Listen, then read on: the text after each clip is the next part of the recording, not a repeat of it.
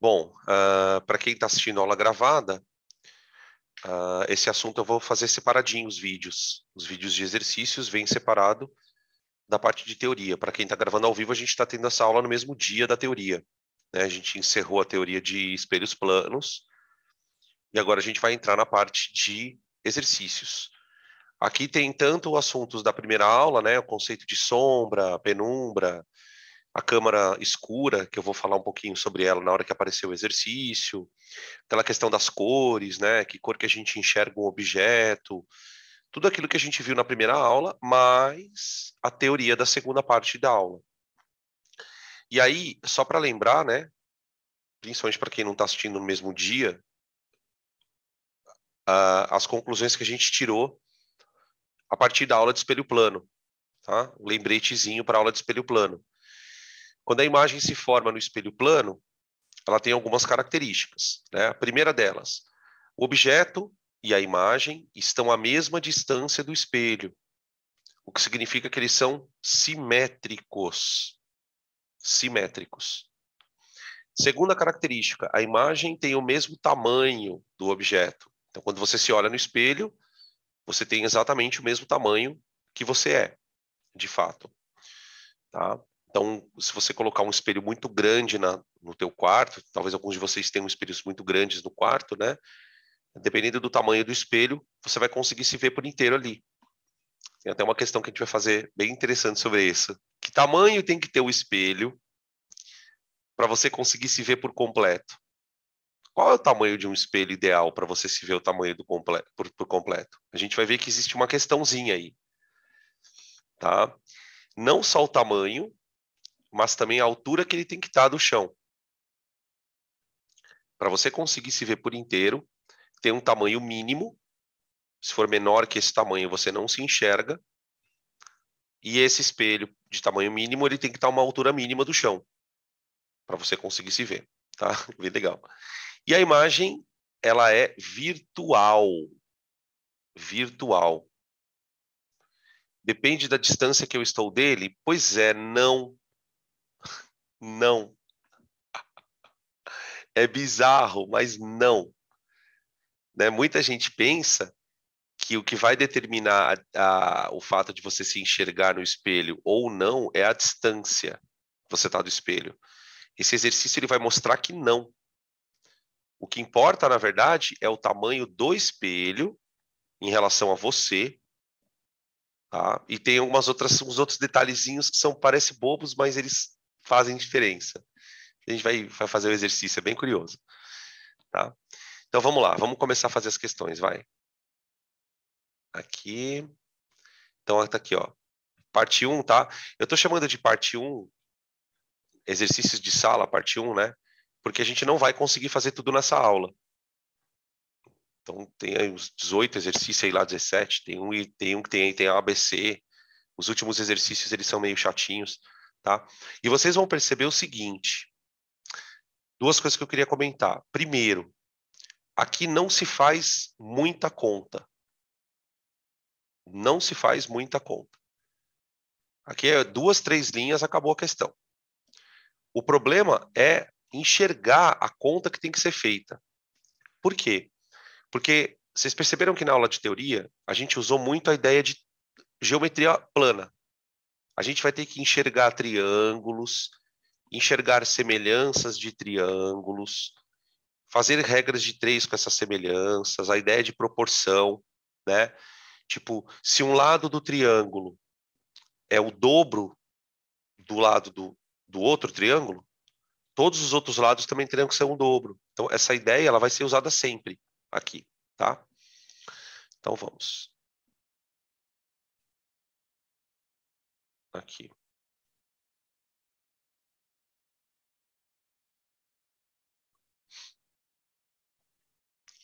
Verdadeiro ou falso? A água pura é um meio translúcido, o vidro fosco é um meio opaco e o ar é um meio transparente. Olha, gente, acho que a única que está estranha aí é a 1, né? A água é um meio transparente, a água pura. né? Ela não tendo partículas sólidas, ela não vai se tornar turva, né? Então, eu colocaria a 1 falsa, ver o que vocês acham. A 1 falsa. O vidro fosco é um meio opaco, né? Se bem que não, né? O vidro fosco poderia ser um meio translúcido, né? Um meio translúcido. Eu colocaria falso, então. O que vocês acham? Tá? O vidro fosco é um meio translúcido. O meio opaco é aquele que não deixa a luz passar, né? Não deixa de jeito nenhum, de uma parede, né? Aí seria opaco. E o ar é um meio transparente. O ar é um meio transparente. Tá aí. Beleza? Então, C. C. Fechou a questão 1. Passando para 2. Espera aí que estão me chamando aqui. Aqui.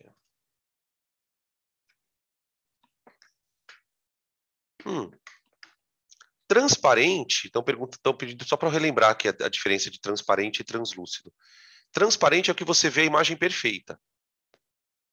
Então, por exemplo, quando ele fala aqui, né? Ó, o ar é um meio transparente. Então, a gente vê a imagem perfeita das coisas, mesmo tendo ar, né? A gente tem ar entre nós. Então, a gente vê perfeitamente, porque o ar é um meio transparente. O meio translúcido é aquele que você vê, mas meio borrado. Você vê, mas meio borrado.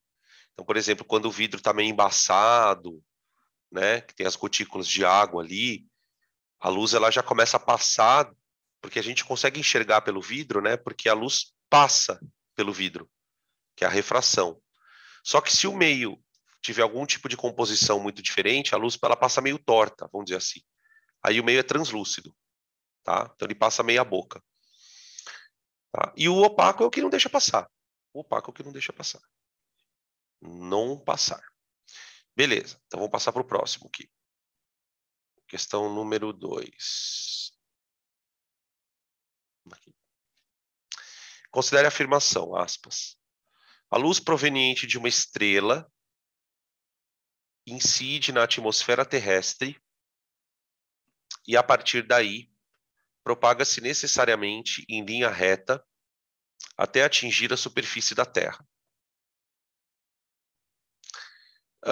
Para quem já é um pouquinho mais experiente de cursinho, sabe que a gente tem que levantar as orelhas quando aparecem palavras necessariamente, sempre, né?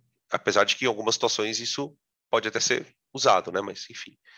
Então, me parece que a questão está querendo que a gente veja qual é o erro. O erro me parece que a luz não se propaga necessariamente em linha reta, né? Por que que isso é verdade, gente? Por que que a luz não se propaga em linha reta na atmosfera? Na atmosfera. Vocês imaginam por quê?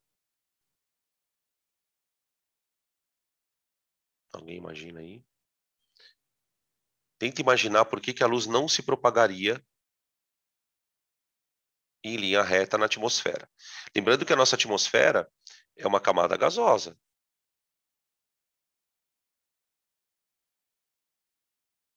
Né? Lembrar que a nossa atmosfera ela é matéria.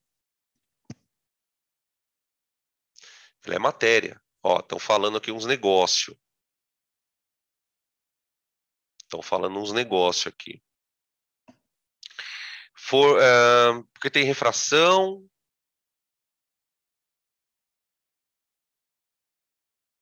Quando as gotículas de água na atmosfera, também. Por causa da refração sofrida pela luz e por causa dos gases. É por aí. É por aí. Porque tem gases que refletem e refratam. É mais o problema da refração. O que que acontece? A nossa atmosfera, ela não é homogênea.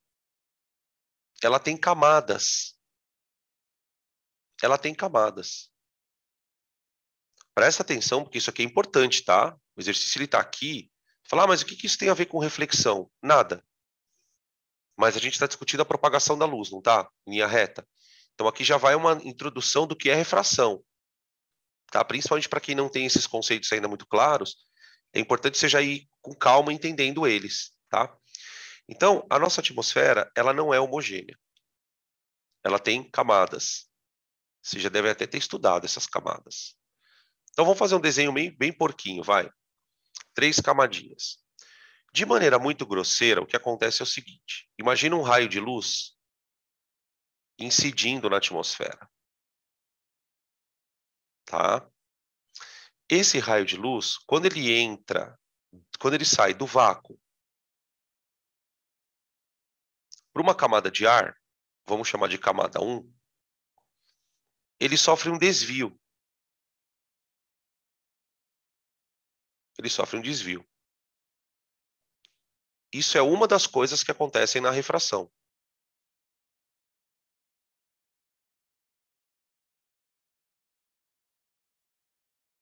Tá bom? Aí o que acontece? À medida que ele vai adentrando a atmosfera, esse raio vai desviando. E desviando.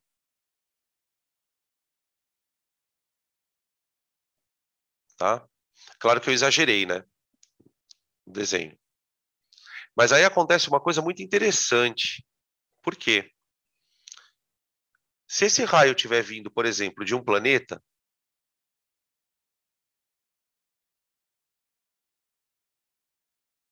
vai acontecer um efeito muito louco chamado paralaxe. O que acontece é o seguinte: esse raio ele chegou até uma pessoa aqui na Terra. Essa pessoa está aqui na Terra, não está? Essa pessoa, vamos chamá-la de observador, ela vai enxergar o planeta numa posição diferente.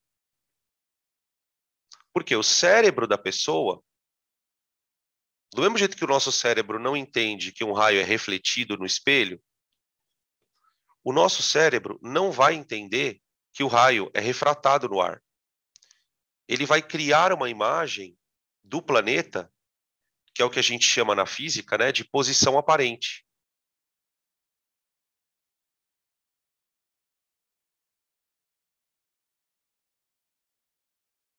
Então, por exemplo, os instrumentos que estão aqui na Terra, os telescópios que estão aqui na Terra, eles têm que corrigir esse ΔS aqui, que é uma correção da refração. Quando é que esse efeito é menor? Peraí, eu vou mudar a pergunta. Que horas do dia esse efeito é menor e que horas do dia esse efeito é maior? Por exemplo, em se tratando do Sol.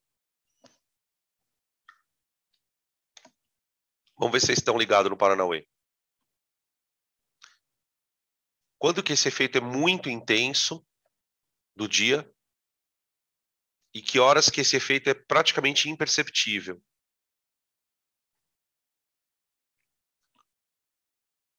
Apareceu aqui um meio-dia. Meio-dia é onde ocorre mais ou menos refração.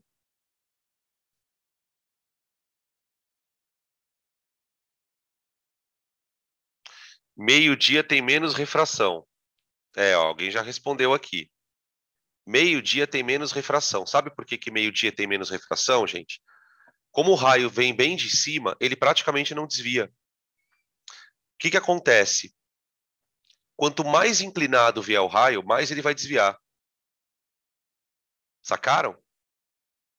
Quanto mais inclinado tiver o raio, mais ele desvia. Agora, deixa eu contar uma outra coisa para vocês. Presta bem atenção no que eu vou contar. Esse processo de desviar, ele acontece com a luz. Mas lembra no slide que ele acontece com as cores de maneira diferente? Tem cor que desvia mais, tem cor que desvia menos. Vocês lembram disso? Vocês lembram qual era a cor que desviava menos?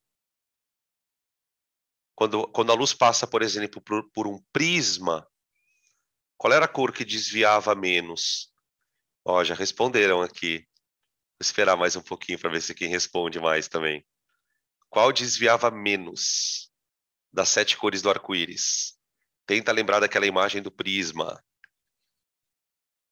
Tenta lembrar da imagem do prisma. Ah, só um respondeu? Vou ter que voltar ao slide mesmo?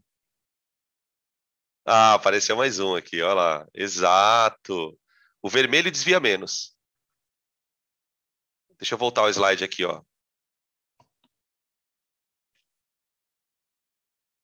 Primeira aula.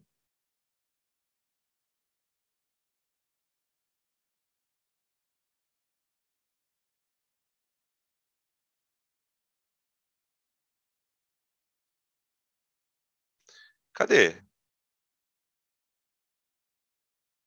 Vocês lembram que eu passei isso para vocês ou eu tô viajando na maionese? Você passou bem no começo do Podia curso. jurar que eu tinha passado. Aqui, ó. Como assim? Eu não tô ficando louco, gente. Ó. Aqui tá a luz vindo do sol, ó. Tá bom? Para quem não viu a primeira aula, tenta imaginar que isso aqui é um prisma. Isso aqui é um prisma de cristal. Tenta imaginar que a atmosfera faz isso com a luz, porque ela é um meio heterogêneo. Então ela vai desviando a luz. Qual a consequência disso? Ela espalha as cores. Por isso que no entardecer, você consegue enxergar exatamente isso aqui, ó, no céu. Só que ao contrário, o vermelho mais para baixo e o céu vai ficando com esse degradê. Muitas vezes a gente consegue ver isso. É lindo, né? É lindo. Final de tarde, aqui em Cuiabá, por exemplo, nossa, uns finais de tarde assim que puxa a vida, viu? Por que que isso acontece mais no final da tarde? Porque na hora que o céu está se pondo, o sol está se pondo. Então, os raios que vêm do sol, eles vêm muito mais inclinados na atmosfera. Então, esse efeito ele é mais perceptível, tá? Dan, por que que o céu é azul? Aí é uma outra questão. A gente comenta num dado momento, a gente vai comentar por que que o céu é azul. Quando a gente for falar de espalhamento da luz, a gente fala sobre isso, tá? Isso tem o fato do céu ser azul tem a ver também com a composição da atmosfera. Você vê que tem planetas, por exemplo, que tem uma atmosfera diferente, uma cor diferente, por conta do tipo de gás que tem ali, né? Planeta que é rico em metano, por exemplo, tá? E uma outra questão, tá? Beleza? Então, paramos aqui no exercício, espera aí. Deixa eu ver, deixa eu voltar lá. Desculpa eu ter que voltar aqui, tá, gente? Mas só para a gente lembrar, porque essas coisas a gente vai falando várias vezes, tá? Então eu vou escrever aqui assim, ó.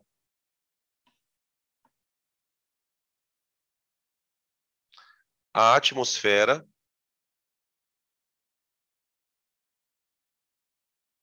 não pode ser considerada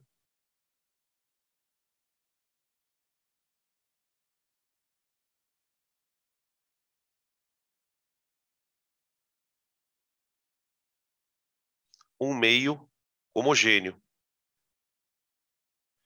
Então, o que que a gente aprende com esse exercício? Que a luz, ela caminha em linha reta em porções homogêneas do espaço. Se você considerar um pedaço pequeno da atmosfera, pequenininho, ela até anda em linha reta. Mas quando você considera a atmosfera como um todo, ela vai curvando a luz. Ela vai curvando, curvando, curvando, tá? Mas não é porque a luz, tipo, tá caindo na Terra. Não é isso.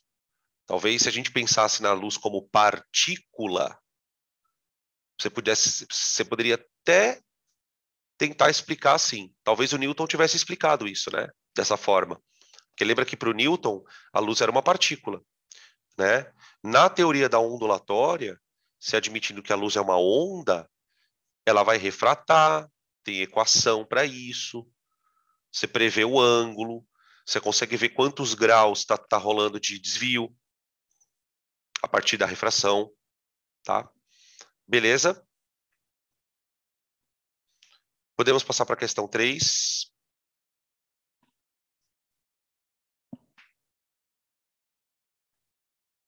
Questão número 3. Aqui. Aqui é uma de velocidade da luz, ano-luz, que a gente falou também na aula, né? Com o conceito de ano-luz. Então ele fala assim: no mês de agosto de 1988, o planeta Marte teve a máxima aproximação da Terra. Nesse dia, as pessoas, ao observarem o planeta, estavam vendo a luz emitida pelo Sol algum tempo antes. Aproximadamente quanto tempo antes? Considere as órbitas da Terra e de Marte circulares, coplanares, com raios 150 milhões de quilômetros e 231 milhões de quilômetros, respectivamente. Então, vamos tentar entender a história. Você tem o Sol, aqui, né? Aqui você tem a Terra, e aqui você tem Marte. Então, cada um lá na sua órbita, né? Aqui.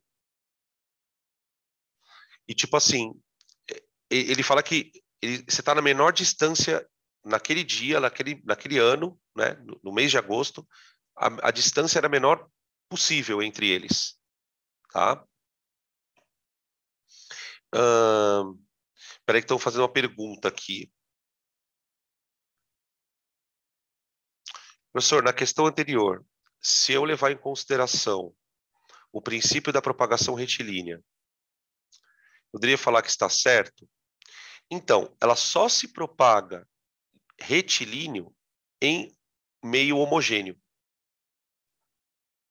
Se você considerar um meio homogêneo, ela anda em linha reta.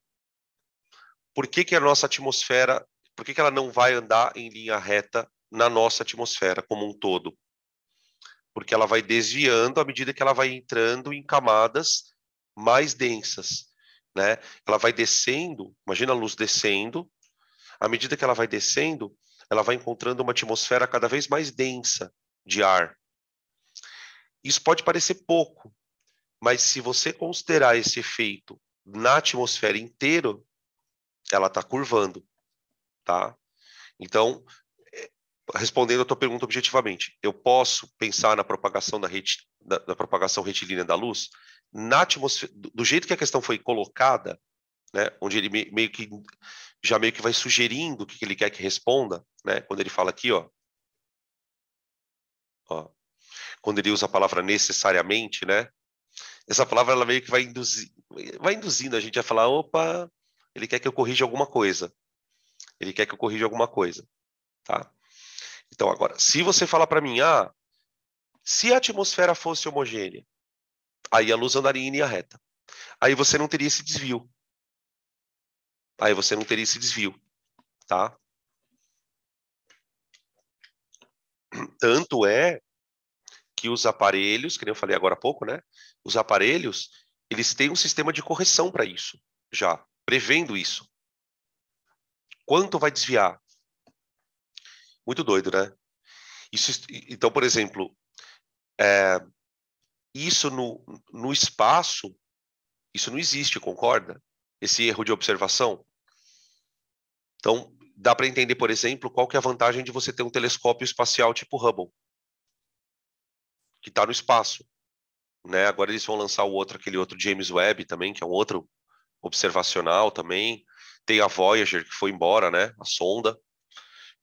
Vai captando imagem, sem esse tipo de deformação. Sem atmosfera, né? Muito louco. Enfim, voltando aqui. Então, ó, tá aqui o desenho. A Terra, Marte, Sol, maravilha. Ele fala que a órbita da Terra é 150 milhões. Então, essa distância aqui, ó, vou chamar de D1. D1, ela vale 150, 10 a sexta, km. E a distância, D2, que vai ser tudo isso aqui, ó, que é a órbita de Marte,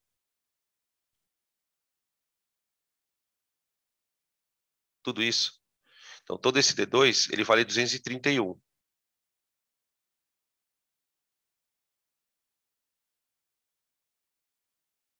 Tá? Beleza. Agora, o que que acontece? A luz, ela sai do Sol, tá? Aí eu vou aproveitar o momento do exercício para estabelecer um combinado. Vou escrever aqui, ó, combinado. Anota isso aí, pelo amor de Deus, tá? Sol. O Sol. O Sol é uma fonte de luz, concorda? Muita coisa a gente faz usando o Sol por causa da fonte de luz. Na ótica que a gente estuda para o vestibular, como é que o Sol é? Ele é uma fonte extensa. Ele é uma fonte primária.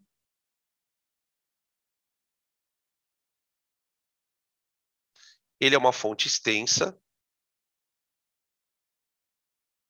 tá? E mais importante, ele emite raios paralelos.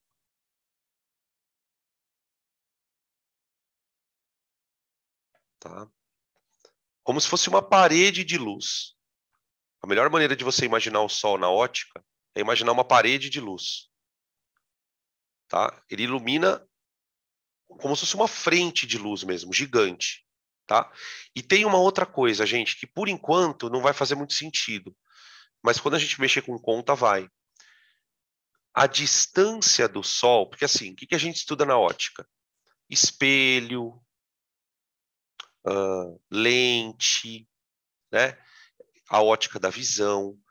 Então, a gente trabalha com distâncias pequenas, da ordem de centímetros. Quando muito ali 1 metro, 2 metros, 3 metros, nas contas. Quando você olha para a distância do Sol, ela é gigantesca perto desses valores. Então, a gente vai dizer que os raios, eles vêm do infinito. Então, os raios provenientes do infinito.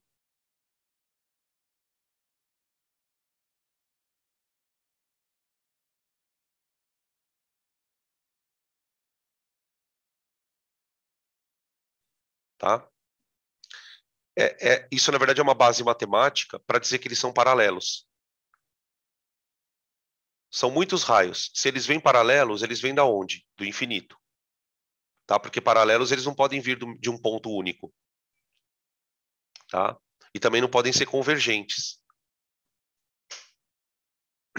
Beleza? Agora, deixa eu fazer uma pergunta. Quanto a luz andou? A luz, ela andou. Então, vamos colocar aqui, ó, o ΔS da luz. Ela teve que andar toda a distância D2. Ela andou tudo isso aqui, ó. E depois ela teve que bater em Marte e voltar um pouquinho para a Terra, para a gente conseguir enxergar o planeta. Então ela andou D2 mais a diferença das distâncias. Vê se vocês concordam aí. Tá? Isso aqui, ó, vale o grande menos o pequeno. O grande menos o pequeno. Tá? Deixa eu ver quanto que dá isso aqui. Dá 231 menos 150. Dá 81. Então fica assim, ó. ΔS é igual a 231 mais 81. Qual a preguiça de colocar o 10 à sexta? Eu coloco o 10 à sexta agora, tá? Tá 312.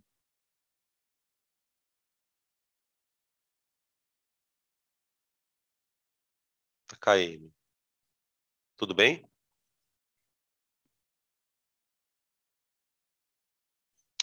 Tá. A velocidade da luz. 300 mil quilômetros por segundo. Então, ó. Vou fazer aqui de outra cor. Ó.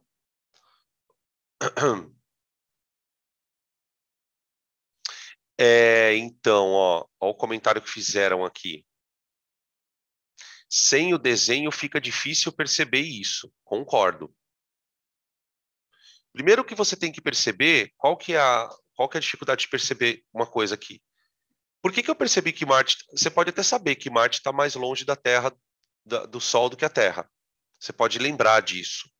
De repente você sabe isso já. Mas não é todo mundo que sabe. Então, você tem que ficar muito atento pelo valor da órbita. Esse é o primeiro problema. Segundo problema, pensar no que ele falou ali, que é bom, para eu enxergar a Lua, pensa na Lua, eu enxergo a Lua, puta, eu tô olhando, na verdade, a luz que vem da Lua, ela veio do Sol. Então, assim, você tem que ter uma sacada nisso. Mas tem uma coisa que é importante, que eu vou contar para vocês. Você só vai tendo essas sacadas em ótica quando isso começa a fazer parte do teu estudo. Tá? Olha para o quanto de exercício você já fez de física na sua vida. Olha, pensa nisso agora. Quanto que você já fez de exercício de física na sua vida? Provavelmente ótica não está entre os top 10. Não sei. Então, às vezes, a gente olha para essas coisas e fala, nossa, eu não pensaria. Concordo. Mas isso é falta de treino. Então, treinem, tenham paciência para treinar, tá? Porque demora, às vezes a gente não percebe, mas também a hora que vai caindo a ficha, tá? Aí aqui vai ficar assim, ó, velocidade da luz igual ao delta S dela, dividido pelo tempo. Então, o delta T é a distância, que é 321 × 10⁶,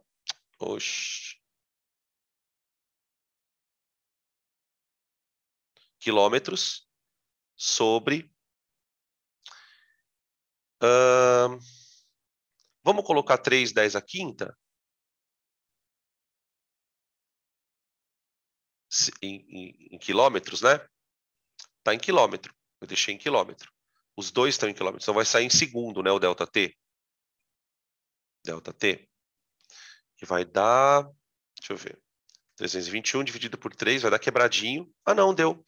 107 vezes 10 dá 1.070 segundos. Tá? Vou dividir isso por 60, né? Vai dar aproximadamente 17 minutos. Eu divido isso por 60, tá? Dá aproximadamente 17 minutos. Tá? Vocês devem saber, não sei se vocês sabem desse dado. Se não sabem, fique aí a curiosidade. Só para chegar até a Terra, a luz demora 8 minutos. Só para chegar na Terra. Tá? Tipo assim, se apagasse o Sol agora, a gente ainda ia ficar com ele aceso 8 minutos aqui na Terra. Porque o último raio de luz que ia sair dele ia demorar 8 minutos para chegar na Terra. Seria o último raio que chegaria na Terra. É meio louco, né, pensar isso. A gente está lidando com uma distância tão pequena, tão grande, perdão, que a luz, a gente tem uma noção da luz, né, gente, como ela sendo uma coisa instantânea. Ela é instantânea para a nossa escala de espaço. Quando se trata dessa escala cósmica, né, cosmológica, tanto é verdade que você pode perceber uma coisa. Olha para o céu, quando você estiver aí de boa aí na sua casa, tal, e começa a observar que o céu, ele não tem fundo. Os planetas, você não consegue perceber fundo. Você perde a noção de profundidade quando você olha para o cosmos, para o céu, para a Lua, né? Você só consegue ter profundidade quando você está olhando para um objeto mais próximo. O próprio Sol, a gente sabe que ele é uma esfera, mas a gente não tem essa percepção de que ele de fato é uma esfera, porque ele está muito distante. É muito louco isso. 312, não 321. É verdade. Olha, e deu certo aqui. Como é que deu certo essa minha conta, então? Então eu errei tudo? Deixa eu ver aqui. Puta, errei tudo mesmo? 312. Deixa eu ver aqui. Espera aí. Ó. 312. Eu troquei aqui o número, né? Eu devo ter feito a conta certa. Só que daí eu fui lá e troquei o número na hora de desenhar. Aqui também, né? Vai dar um pouco menos a conta, né? Deixa eu ver quanto que vai dar. Deixa eu corrigir agora, então, gente. Dividido por 3, deu 104, deu 1040. Aqui vai dar 1040, ó. Tá? O 17 vai dar quase na mesma, eu acho. Deixa eu ver. Deu 17,3333. Tá, é isso mesmo.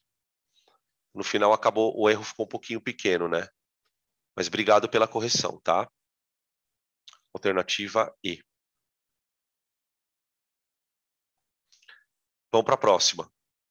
Questão número 4.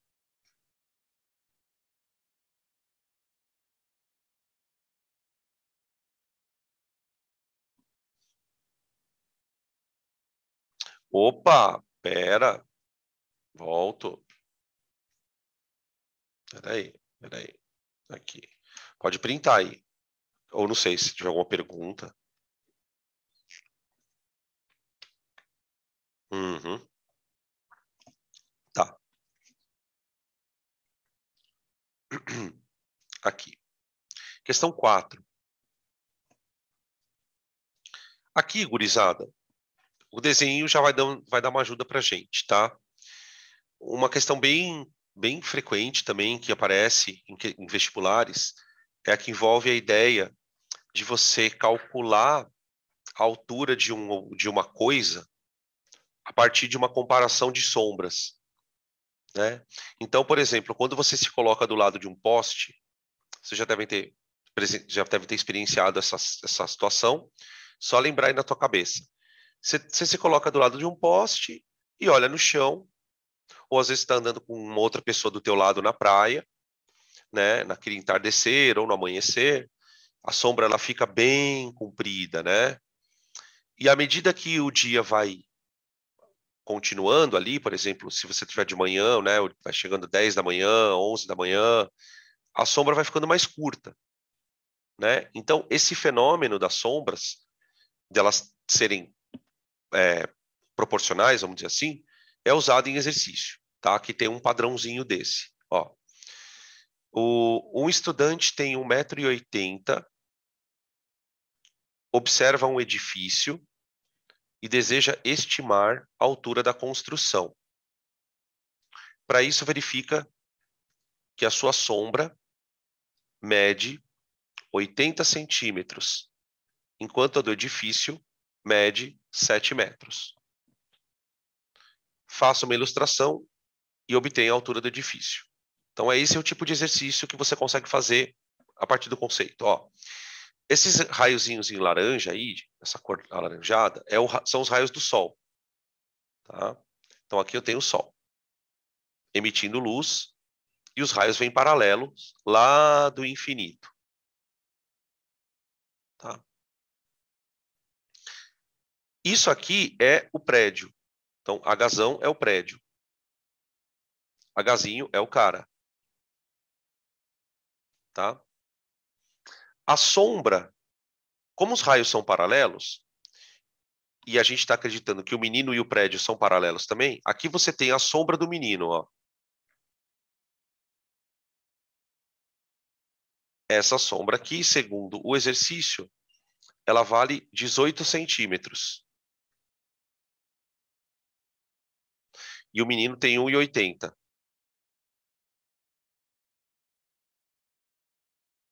Tá. Essa distância aqui, ó. Claro que o meu desenho está completamente fora de escala, né, gente? Ela vale 7 metros. Tá? Então, aqui a gente enxerga de novo a semelhança de triângulos, né? Por quê? Esse ângulo aqui, ó, alfa, ele vale para os dois triângulos. O triângulo do menininho e o triângulo do edifício, tá? Então, o lado Hzão e o lado Hzinho, eles têm uma proporção, tá? Essa proporção ela tem que ser igual a 7 sobre Dzinho. Vou chamar de Dzinho, né? Aqui, ó, Dzinho. Tá? E aqui eu vou chamar de Dzão. É sempre esse tipo de situação, tá, gente? Quando aparece questão envolvendo sombra de árvore, tá? Beleza? Então vai ficar Hzão sobre 0,18. Aqui você escolhe, né? Você coloca em centímetros ou em metros. Tanto faz, em centímetros ou em metros. Vamos colocar em centímetro, pode ser?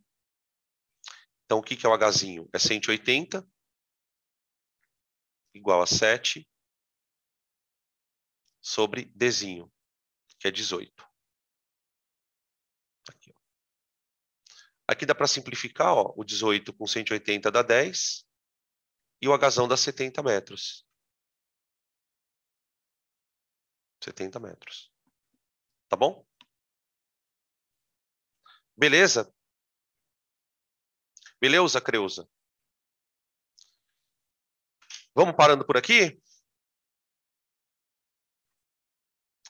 E aí a gente na semana que vem termina então os exercícios. A gente vai ter uns 13, 14 para fazer semana que vem, tá? Agora já são quase 8h20. Certo, crianças? Beijinho para todos. Eu que agradeço. Se quiserem tentando, viu?